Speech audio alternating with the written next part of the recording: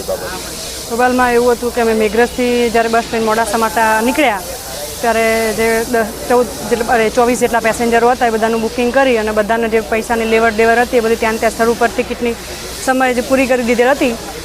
અને પછી તો બસ મોડાસા ચેક ડેપોની અંદર એન્ટ્રી થઈ ત્યારે એક મહિલાએ મને એવું કીધું કે મારા 2 રૂપિયા બાકી છે.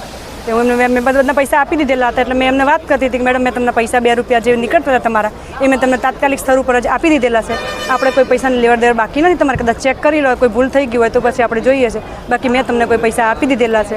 બીજી એક મહિલા કે મારો રૂપિયો બાકી છે તો મેં એમને રૂપિયો આપી દીધો, તરત જ તાત્કાલિક સ્થળ ઉપર આપી દીધો. પછી પેલી મહિલા કે ના મારા પૈસા બાકી છે તો એમ કહીને મેં વાત કરતા હતા એકબીજાને. હું પાછળ ફરી એ મહિલા મારી પાછળની સાઈડ બેઠેલા હતા એ મેં વાત કરતા હતા ત્યારે બીજી એક આગળની સાઈડ મહિલા હતી એવું કે એને મને આમ જેમ તેમ બોલવા માંડી, ગાળો મને કે તમે અમારા રોજના 2 રૂપિયા ખાઈ જાઓ છો ને આવા કેટલા પેસેન્જરના પૈસા ખાઈ જાઓ છો ને રોજ આવી રીતે બધાના પૈસા લઈને ભેગા કરો છો ને શું કરશો ને આમ ને તેમને ખાઈને શું ક્યાં જશો ને આવી રીતે બધી પૂછકે. મેં કીધું બેન પૈસા ખાવાની ક્યાં વાત આવે છે, મેં તમને આપી દીધા, ના આપ્યા હોય તો ઠીક છે કે હું તમને આપી દઉં, મેં તમને તાત્કાલિક સ્થળ ઉપર પહેલી ટિકિટ તમારી ફાડી છે, તમને પૈસા આપી દીધા છે.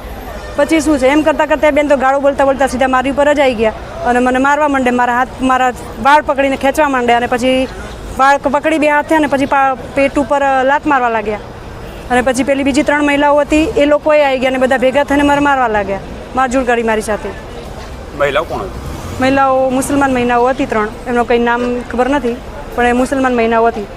આ બાબતે આપણે પોલીસમાં કમ્પ્લેન કરી છે? હા, મેં ત્યારે ની પછી ડેપોમાંથી સીધી અમારા એટીએસ સાહેબને જાણ કરી અને તરત અમે પોલીસ સ્ટેશન જઈ અને ત્યારે જાણવા જોગ અરજી આપેલી હતી અને પછી FIR દાખલ કરેલી છે. કેટલા વિરુદ્ધમાં ફરિયાદ નોંધાવી છે?